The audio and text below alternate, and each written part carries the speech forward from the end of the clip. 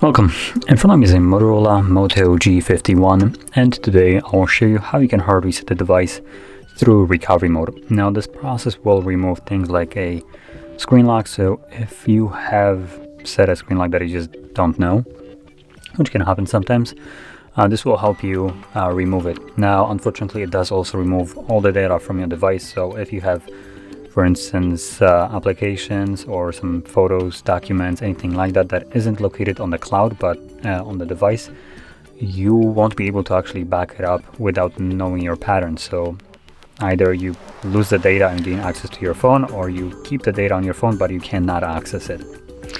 So yeah, so there is a little bit of a drawback to it.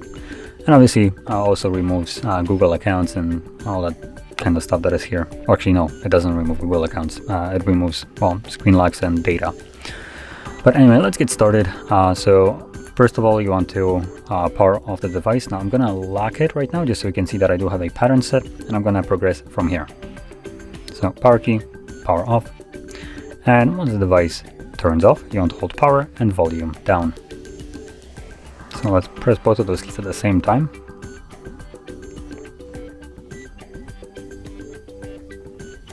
This will take you to the boot mode, or well, flash boot mode in this case.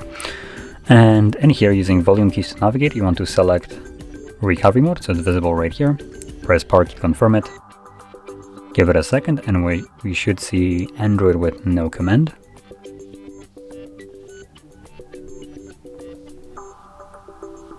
There we go, so there it is. Once you see this, you want to hold power key and press volume up once, which will take you to recovery mode. And in here, just as before, use volume keys to navigate in order to select wipe data factory reset. Confirm it again with the power key. Select factory data reset. As you will see, it will give you a message formatting data. The next message we should see is data wipe complete. There we go. And at that point, reboot system now will be selected by default, so press power key once again to initiate that reboot, and simply wait for the device to finish up the process in the background. Once it has, it will take us to the setup screen of Android, so I'll be back once that is visible.